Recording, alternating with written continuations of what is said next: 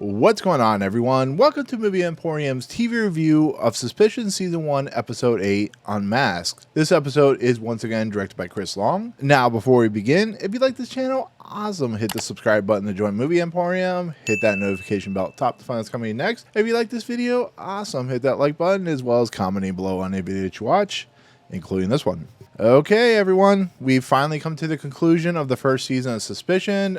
This feels like a miniseries, but is it a miniseries? I don't know. We might get another season. It just all depends on where they're going. And it does feel like this ends not on a cliffhanger, but on the possibilities of a season 2. And we'll get to kind of the nuts and bolts of this episode. But this, of course, is the season finale. The revelations, the unmaskings, who is who, where is where, what is finally come to an end. And for the most part, outside of the ending, which was really convenient, and some of the character motivations was really convenient, a pretty good ending to a season, to be fairly honest. If it's a miniseries, pretty great ending to a miniseries. It's an episode that really has to conclude the series, has to give you all the pieces, and has to finally get to that checkmate portion of the chessboard. And it's an episode that reveals a lot, to be fairly honest, and reveals a lot of the stuff we heard about in the last episode, to be fairly honest, if you think about it. As we know, this is a continuation right after Natalie shot and killed Martin Copeland.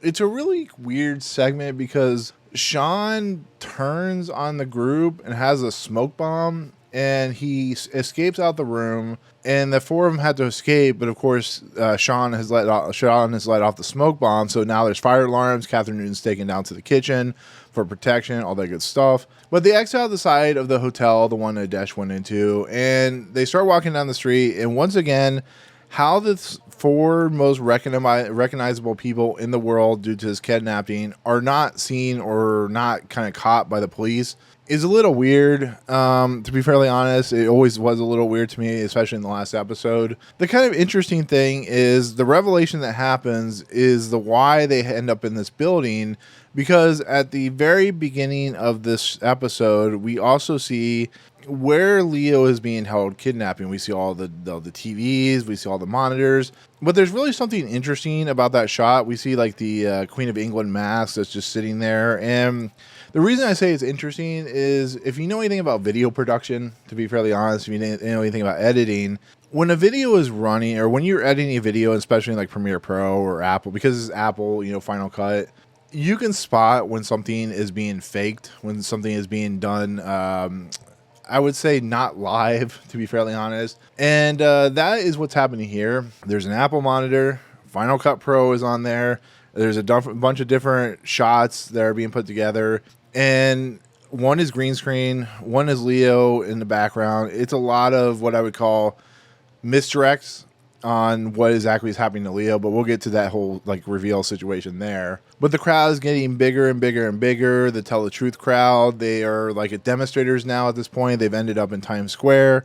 And for some reason, some strange reason, the four individuals, not Sean, have found themselves going through a building. Tara, of course, enters into the building, and they find themselves in an elevator shaft. Well, what's really interesting and funny about that whole situation is none of the buttons are working except floor 17. Before we get into the nuts and bolts of floor 17, we go back to Kathryn Newman. And Kathryn Newman's character is, in essence, having to deal with the fact that she finds out that Martin Copeland has been killed.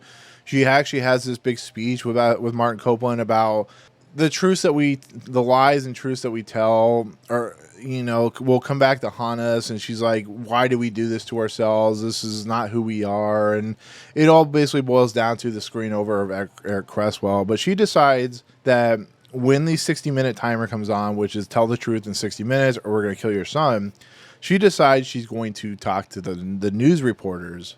And she basically, in front of the whole world, explains the situation at hand. She is now kind of pushed to the brink.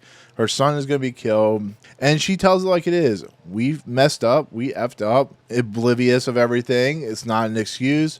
But we discredited someone. We told lies. We spread disinformation. And we ruined someone's life. And that, of course, was Eric Cresswell's character, which we learned about in the last episode. But it feels like a truthful and honest statement that is coming from Kathryn Newman until we get to the end, which I have some questions about. But it really feels like she's telling the truth. How her corporation just did something so bad and so serious because the oil companies were the whole climate control or climate situation, and they hid stuff, and they hired their own people, and they lied and lied and lied. That's why the woman that talks to Kathryn Newman in the episode is like, "Are we protected? If we're not, we're in trouble," and blah blah blah. And it kind of works its way out that this OEP company was hiding stuff. They were telling lies and disinformation, and it comes out and it bites them in the ass. And that's what this whole series of Suspicion has been about. It's been about telling the truth and doing what's right when you've done so wrong and ruined so many people's lives in the process. So that leads back to, this is all kind of out of place in the episode, but this, you follow me here, you'll understand why I'm saying the way I am. We go back to level 17 or floor 17, and Kathryn Newman was talking about their first ever place to live in, or first ever place to work out of, was in Times Square. So the crew go up the elevator, they find themselves in this loft in Times Square. So that means they found themselves in the original Cooper Newman building in Times Square. So that's kind of curious. Why is Leo being held in Times Square? I wouldn't say Leo's being held because everything starts to come to a head when they enter this room and some people pull guns on the 4 individuals. Who are those 4 people? Leo and some other individuals that we don't really learn too much about, but they are the kidnappers. So Leo, I pretty much predicted this would happen. I didn't really say it, but I had a feeling that this would go this way. Is doing this because of somebody in the group. And he's also doing this because of the level of deception and skeeviness that Kathryn Newman's company has done. And I think Leo learned about a lot of this stuff through a certain person, and they schemed a plan. Now, it makes a lot of sense that Leo Newman would do this. And if you've been watching the series, you can pretty much guess who is the actual culprit of the whole situation. We think it's Natalie. I thought it was Natalie. It ain't Natalie. Natalie just had a gun. She got it from her friend, or her sister Monique's friend, and she wanted to pull the trigger in the head because of the whole situation with Monique, which apparently Martin Copeland was the guy who sent out those people to take them hostage. And what we should see coming, and maybe people will, maybe people won't, is who the actual head kidnapper is. And it's revealed to be Tara. And I'm like, I saw this coming. Tara was closest to Leo. It said in like the very first episode that she hated the Cooper Newman family, and she was close to Leo, and she hated what Leo was doing. But what she failed to tell people, or tell the police what she was hiding, is the biggest revelation in this series. Is the reason she hates Cooper Newman, is the reason that she knew Leo so well. We find out she is a daughter of Eric Cresswell. It's not really that surprising, but it's a pretty surprising moment, to be fairly honest, because you've been watching the whole series and you're trying to figure out, what is the kidnapper's motivation? They just kidnapped this kid. We find out all this stuff happened. They hid stuff. They were, they were doing everything bad in their own right. But when you actually find out that Tara is Eric Cresswell's daughter through Scott and Vanessa, they're interviewing Eric Cresswell. He pulls out a picture, and it's a picture of Tara. You realize what is going on. You realize why this situation is happening. Tara found out through a young age that her father was Eric Cresswell, because she tells Daisy, because she gives Daisy this package which has a phone number and all this stuff and like that. It is a video footage of Daisy's mother, Tara, explaining the whole situation and why she'll be in the news and stuff like that. And basically, I think what ended up happening is Tara found out Eric Cresswell was her father. She talked to her father. She found out that he was basically screwed over and like put into a demonized position by the Cooper Newman,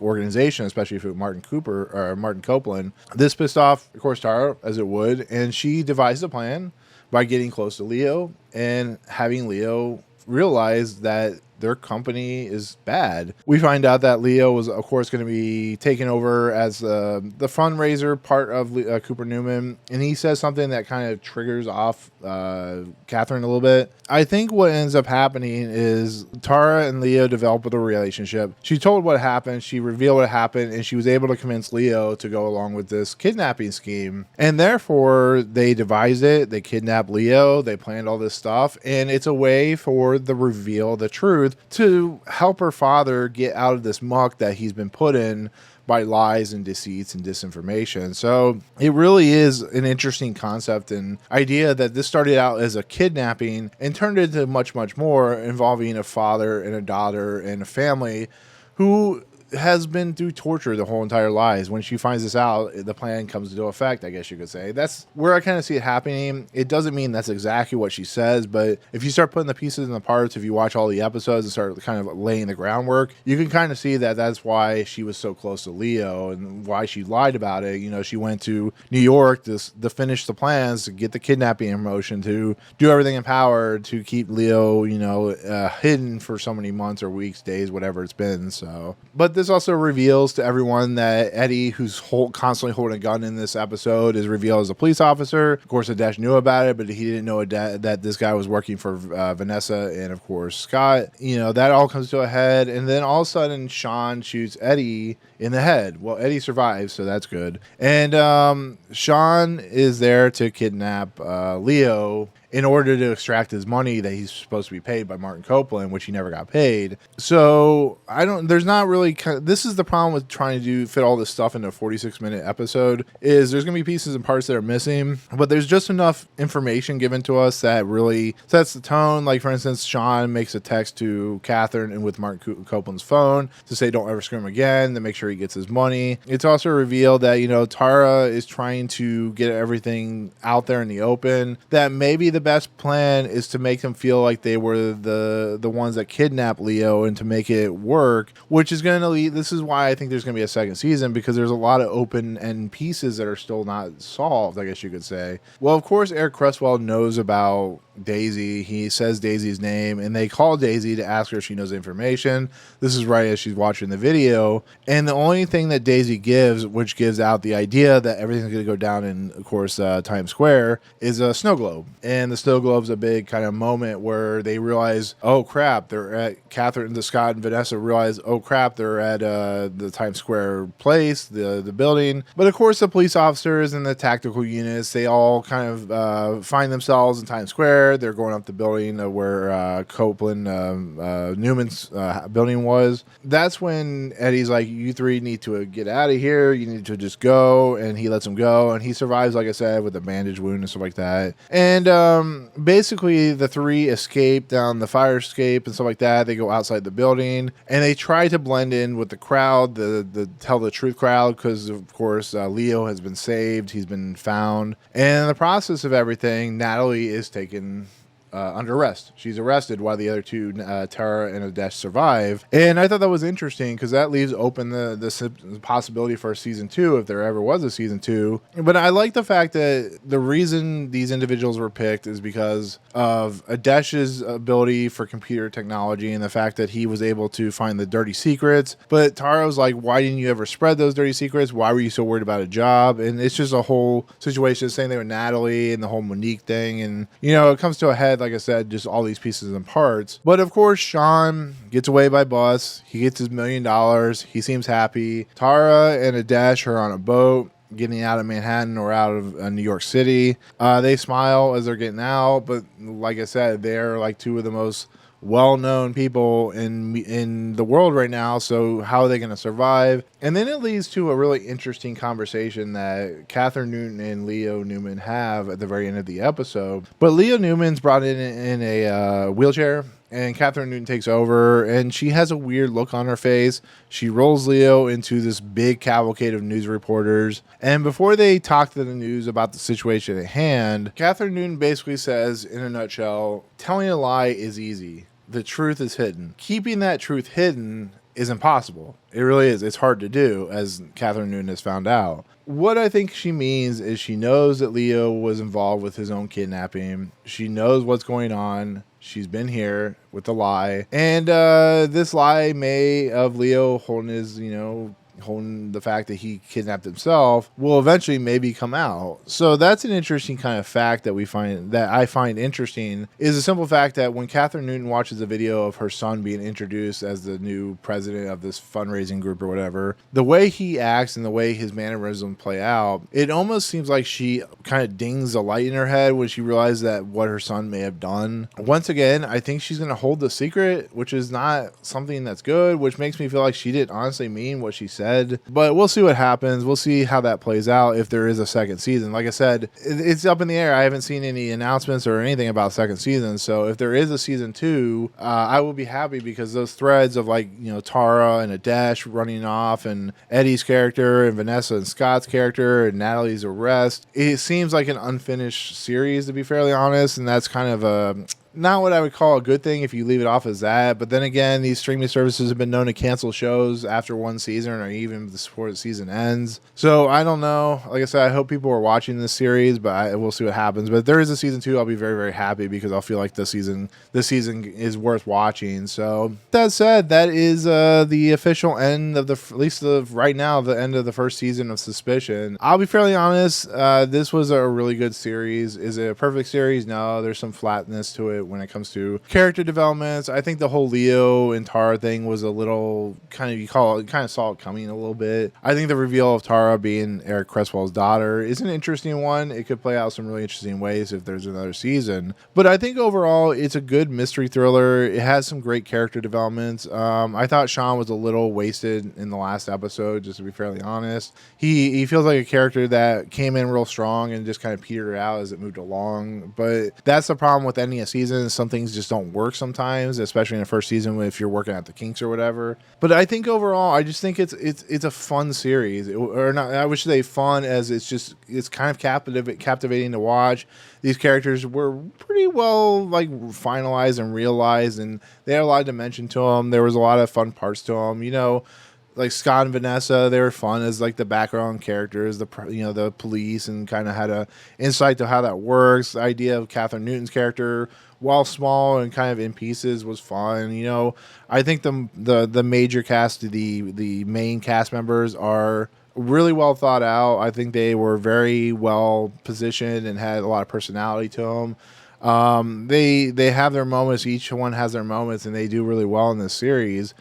And overall, I just think it's a good series. I really do. Is it the best series I've ever seen? Absolutely not. But I think it's a series that, if you like good kidnapping shows, or if you like good thrillers, or if you like good, whodunit type of situation, I think if you watch it, you really dig it. But I think it's a show that really hammers home how, if you have the right people working on a project, they can really pull it off. So, but with that said, for this episode on Unmasked, I'll give it 8.5 out of 10. It's not a perfect episode. Some of the reveals are stupid, but I think it does end hopefully on a cliffhanger moment with the first season, maybe a second season. So we'll see what happens. If that ends up happening, I'll reconfigure my score for the time being. But if it ends like this, 8.5 out of 10 for the entire series, though he has problems especially near the ending, I still will kind of even it out to a 9 out of 10, because it does work on a lot of good levels and a lot of decent levels, and it has a lot of great moments and a lot of great suspense, and it has some really good character moments. So 9 out of 10 is a pretty great score for a series that I gave the season finale an 8.5 out of 10. So overall, definitely, it was a great series for what it was worth. So with that said, that is going to be my official stance on the first season of Suspicion,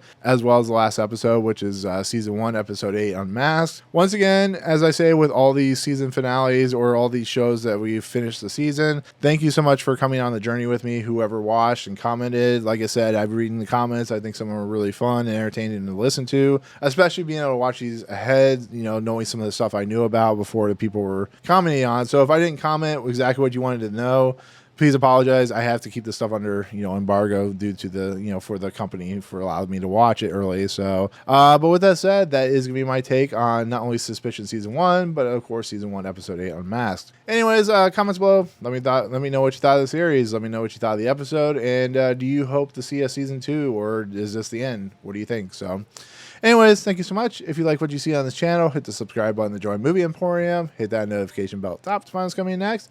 If you like any of these videos, awesome. Hit that like button, and we'll see you guys on whatever the next TV series I talk about. Peace out.